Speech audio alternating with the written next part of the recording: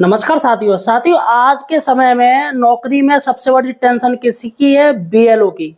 जी हाँ, अगर आपको बीएलओ ड्यूटी मिल जाती है तो आप बेचारे खड़े से गिर जाते हो। भैया टेंशन आ जाती है, अरे कैसे हैंडल होगा, और लोग परेशान हो जाते। तमाम दोस्तों भागदौड़ करते रहते हैं कि किसी तरीके से बीएलओ ड्यूटी कट जाए कट जाए कट जाए, लेकिन कटती नहीं है और मजबूरी में कार्य करना पड़ता है। बहुत से टीचर ऐसे हैं जो कह देते हम बीएलओ ड्यूटी नहीं करेंगे नहीं करेंगे नहीं करेंगे, चाहे हमारा वेतन कटे, चाहे वेतन रोके, चाहे हमें सस्पेंड ही कर दो। दोस्तों आखिर आप बीएलओ ड्यूटी से डरते क्यों हैं? ये मुझे कमेंट सेक्शन बताइए। आपका डर क्या है ये मुझे समझ में नहीं आ रहा है। आपको क्या लगता है, क्या बीएलओ ड्यूटी बहुत ज़्यादा टेंशन वाली ड्यूटी है? ऐसा बिल्कुल भी नहीं है दोस्तों। मैं वो तरीका आपको ऐसे ऐसे तरीका बताऊंगा, करीब 10 तरीके मैं आपको बताऊंगा, और मेरे तरीके से आप बीएलओ ड्यूटी कीजिए। मैं गारंटी कह रहा हूँ, गारंटी। जो लोग टेंशन में रहते हैं ना, हाई बीएलओ ड्यूटी लग गई, भाई साहब उनकी टेंशन सबकी दूर भाग जाएगी और वो ये कहेंगे नहीं साहब हम बीएलओ ड्यूटी करने के लिए तैयार हैं। बीएलओ ड्यूटी जितनी मौज मस्ती वाली ड्यूटी कोई नहीं है।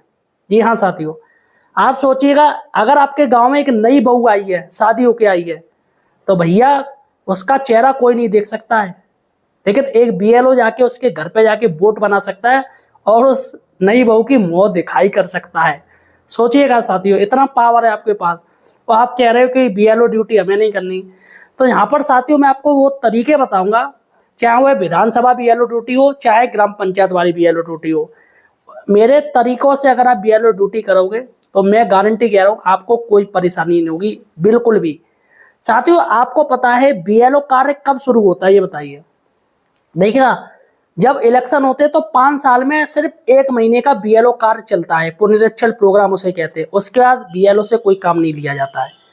हाँ मैं मानता हूँ बीच बीच में महीने में 1-2 दिन हो जाता है ऐसा, लेकिन आपको कि 5 साल में हर साल करना पड़ता है, ऐसा बिल्कुल भी नहीं है।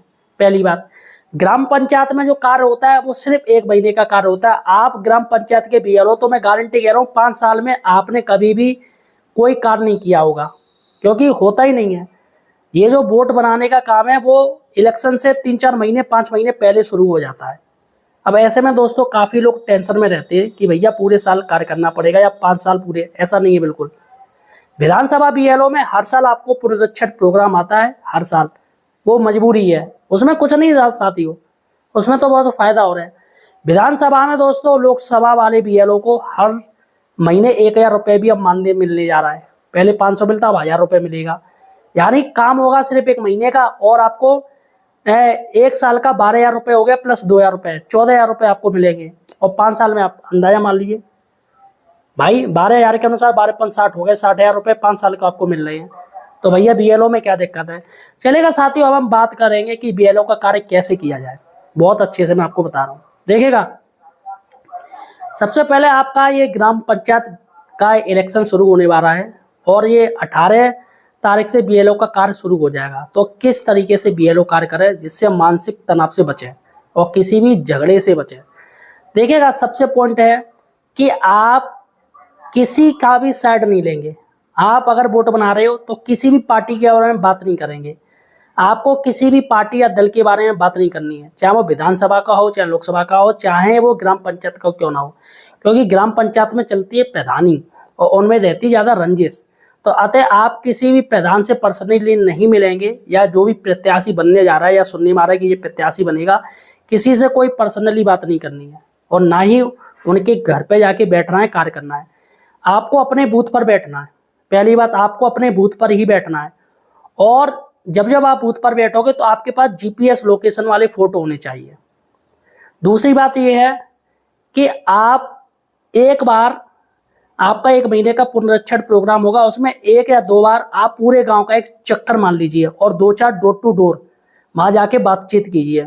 और यहाँ पर आपको अपना, जी हाँ, जीपीएस लोकेशन वाला फोटो चाहिए। फोटो और वीडियो बनाइए दोस्तों, ये सबसे बड़ी इंपॉर्टेंट चीज है कि आपको फोटो और वीडियो अपने प्रूफ के लिए रखने पड़ेंगे, ताकि बाद में जब किसी का वोट हट जाता है, कट जाता है या वोट नहीं बनता है, तो लोग आपसे लड़ने के लिए आ जाते हैं कि मेरा वोट कैसे कट गया, मेरा वोट कैसे हट गया, मेरा वोट क्यों नहीं बनाया। इसमें दोस्तों बहुत हाथापाई भी हो सकती है। तो अतः आप जीपीएस लोकेशन का अपने पास फोटो रखेंगे। ये देखिएगा साहब, इस तारीख को देखिएगा, मैं आया या नहीं आया, गांव में देखो घूमा हूं मैं।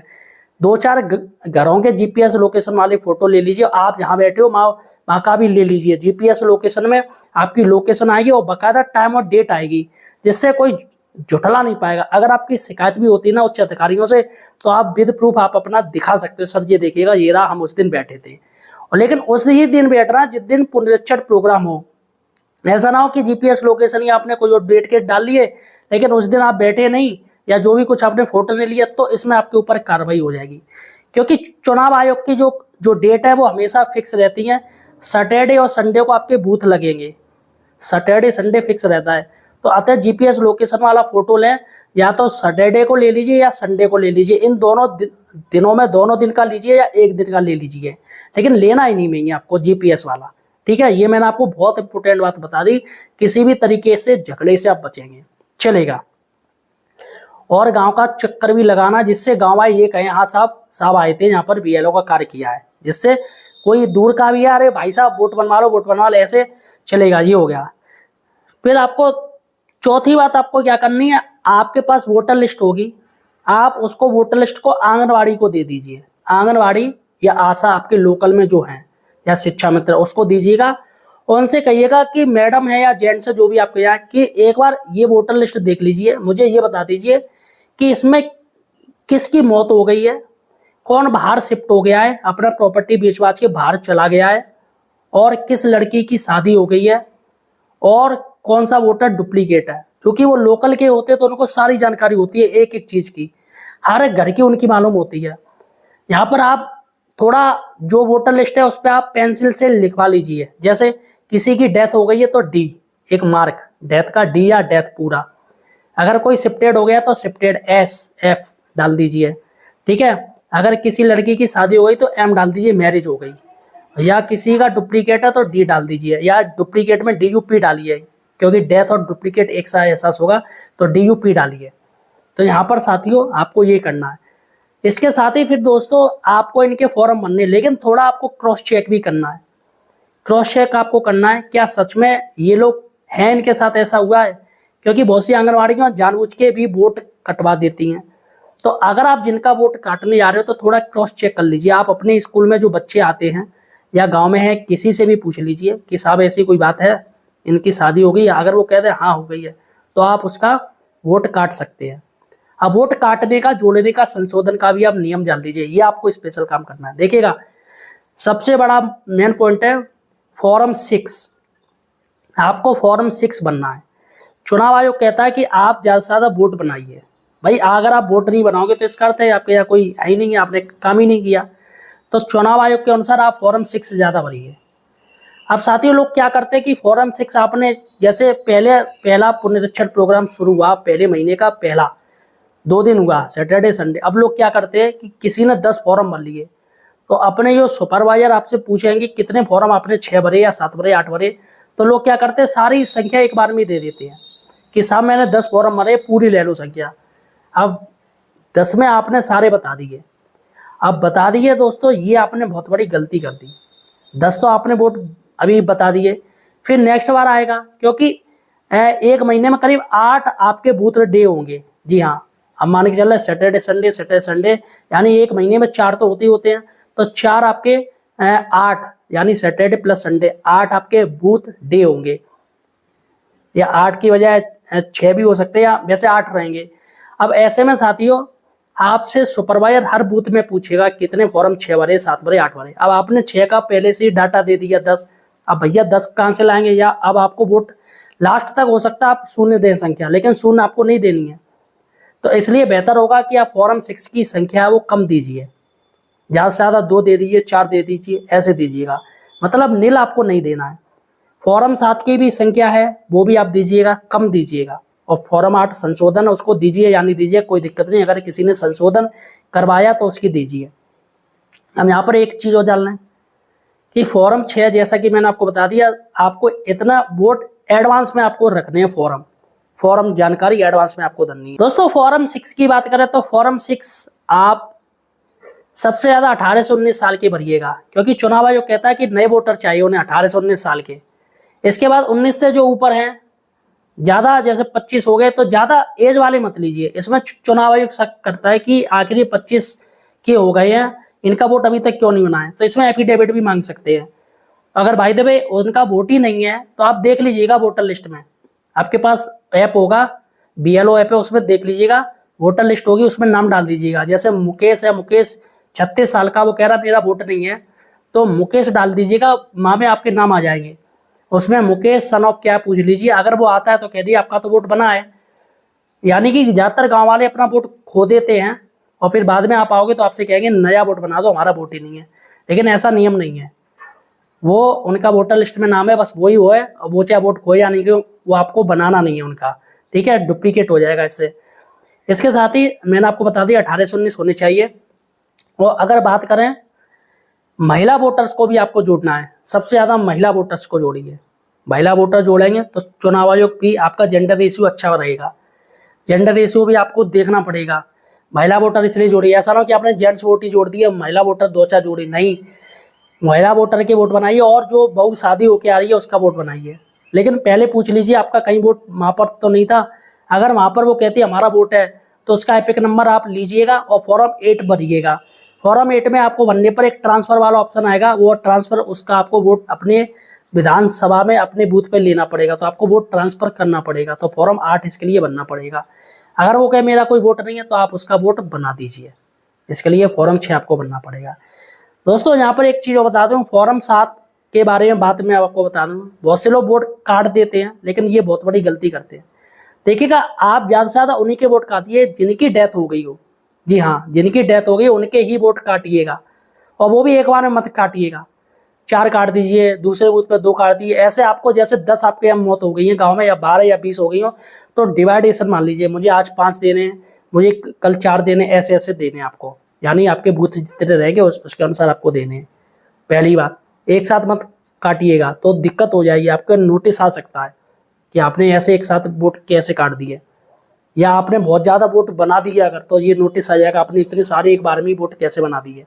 तो यहाँ पर ये ध्यान दीजिएगा, यहाँ पर आपको वोट काटना है जिनकी डेथ हो गई हो। और महिलाओं के दोस्तों, अगर आप वोट काटोगे जो लड़की की शादी हो गई हो, तो एक बात ध्यान रख लेना, अगर उस महिला का वोट काट रहे हो, उस लड़की का वोट काट रहे हो जिसकी शादी हो गई है, तो इसके लिए अगर आप एक वोट काटोगे तो आपको 2 वोट बनाने पड़ेंगे, क्योंकि जेंडर रेशियो आपका कम हो जाएगा। सबसे बड़ी बात है जेंडर रेशियो। आयोग जेंडर रेशियो अगर आपका कम हुआ तो आपके नोटिस आ जाएगा कि जेंडर रेशियो कैसे आपके यहाँ हो रहा है कम, पहले अच्छा था, आपने क्या किया कि जेंडर रेशियो डाउन हो गया। तो मेरी मानिएगा, अगर किसी लड़की की शादी हो गई तो उसका वोट काटने से बचिए अभी थोड़ा, अगर कोई कटवा रहा है तो आप काट दीजिए, लेकिन यहाँ पर आप काटोगे तो आपको 2 वोट जोड़ने पड़ेंगे, आपने 2 महिला काटे तो 4 जोड़ने पड़ेंगे, या फिर 3 जोड़िएगा, मतलब जेंडर रेशियो थोड़ा ऊपर रखिएगा, जो आप काट रहे हो उससे संख्या ऊपर रखिएगा। और फॉर्म 8 है संशोधन। संशोधन में यही होता है, फॉर आपके थोड़ा बहुत नाम वाम की कोई दिक्कत हो वो देख लीजिएगा। संशोधन बहुत ज़्यादा इंपॉर्टेंट भी नहीं होता है, लोग फालतू में आ जाते हैं, साहब ये कर दीजिए वो कर दीजिए, तो लोग मूड चाटते हैं। तो यहाँ पर आप फोकस सिर्फ 2 चीज़ पर रखिएगा, एक फॉर्म 6 पर जो मुख्य है, आपको वोट बनाने हैं, बढ़ाने हैं वोट, और फॉर्म 7 भी आपको देना है, जो ज़्यादातर डेथ हो गई हो उनके दीजिएगा। और शिफ्टेड का भी आप नियम डाल दीजिए, अगर आप शिफ्टेड वाला फॉर्म भर रहे हो तो पहले ये इंक्वायरी कर लीजिए उस बंदे के यहाँ पर खेत तो नहीं है, यहाँ पर अगर उसका घर हुआ या खेती हुई तो आप वोट नहीं काट सकते हो, भले ही वो बाहर रह रहा हो, लेकिन आप वोट नहीं काटोगे क्योंकि उसकी प्रॉपर्टी यहाँ पर है, ये नियम है, ठीक है। या आप उससे इंक्वायरी कर लीजिए फ़ोन पे, साहब आप मई रहोगे या यहाँ रहोगे, पहले ये पूछिएगा, वो कहे आप मई रहेंगे, दूसरा वोट वहाँ पे आपका वोट है या नहीं है, वो कहे हमारा वोट यहाँ पे बन गया, तो यहाँ पर आप वोट काट दीजिए बेफिक्र होके, कोई टेंशन नहीं, ठीक है, ये मैंने आपको बता दी। और डुप्लीकेट का भी फौरन वोट काट दीजिए, यहाँ मैंने आपको बता दिया। ये ईपी रेशियो जेंडर रेशियो की मैंने आपको बात बता दी है क्या होना है। अब बात करते हैं दोस्तों कि स्कूल के बाद काम करना चाहिए, स्कूल के पहले काम करना चाहिए। देखिएगा साथियों, ये आपके ऊपर है, देखिएगा साथियों, ये आपके ऊपर है कि आपको कौन सा सुइटेबल लगता है, लेकिन जो महान निदेशक जी का आदेश है वो दिया है स्कूल के बाद का। लेकिन होता क्या है कि जो टीचर बाहर से आते हैं वो बेचारे परेशान रहते हैं इसी बात को। कोई दिक्कत नहीं है, आपको अगर जैसे लंच में आप खाली टाइम है तो आप बोर्ड काम के लिए जा सकते हैं, कोई दिक्कत नहीं है। चूंकि दोस्तों सभी उप जिलाधिकारी भी थोड़ा अपने एबीएस आपको ये आदेश दे देते हैं कि थोड़ा बोर्ड का काम हो जाने दीजिए, कि किसी भी टीचर को आप कार्रवाई मत कीजिए। तो या तो बेहतर ये होगा कि आप सारे बीएलओ एक बार अपनी एसडीएम साहब से जाके मिल लीजिए, उनको बताइएगा सर हम इतनी इतनी दूर से आते हैं तो वोट नहीं हो पाएगा। थोड़ा आप खंड शिक्षा अधिकारी से अगर कह देंगे कि थोड़ा अगर कोई टीचर मतलब एब्सेंट मिलता है वहाँ पर अपने स्कूल में, और भले ही वो क्षेत्र में है, तो उस पर कोई कार्रवाई ना की जाए, लेकिन आप क्षेत्र में होने चाहिए। इसके लिए आपके पास जीपीएस लोकेशन का फोटो होना चाहिए उस टाइम का, ठीक है, जिससे आप प्रूफ कहें कि हाँ सर ये देखिएगा। अब पता चला टीचर ही नहीं आया, ना उसके साइन है स्कूल में, ना कुछ भी नहीं है, और वो कह रहा है कि हम वहाँ पर थे। पहले आके आपको स्कूल आना है, काम करना है, और फिर आप अपने क्षेत्र में जा सकते हैं। लेकिन ये अधिकारियों के नॉलेज में होनी चाहिए ये चीज़ें, जिससे कि आपको कोई दिक्कत ना हो। और जीपीएस लोकेशन वाला फोटो हमेशा अपने पास रखिएगा, ताकि कहीं भी आवश्यकता हो जाएगी। अगर नोटिस भी आता तो आप दिखा तो सकते, सर देखिएगा मैं वोट बना था, ये मैं अपने क्षेत्र में था, ठीक है। तो एसडीएम साहब ऐसा आदेश दे देते हैं, चूंकि लिखित में आदेश नहीं दिया जाता है, मौके की दिया जाता है। दूसरी बात है प्रतिकर अवकाश, कि आप प्रतिकर अवकाश के लिए आप अपने उप जिलाधिकारी के पास जाइएगा, कहिएगा सर हमें प्रतिकर अवकाश के लिए ऐसा आदेश दीजिएगा लिखित में। आप अपने खंड शिक्षा अधिकारी से भी मिल सकते हैं और अपने बीएसए साहब से भी मिल सकते हैं प्रतिकर अवकाश के बारे में। फिलहाल साथियों ये जानकारी थी जो कि मैंने आपको बता दी है, इससे आपको बीएलओ ड्यूटी करने में कोई दिक्कत नहीं आएगी। काफ़ी आसान ड्यूटी है, कोई दिक्कत नहीं है, बस फॉर्म 6 और 7 पे ध्यान रखिएगा, और आप अपने स्कूल में वहीं बूथ पर बैठ के काम कीजिएगा।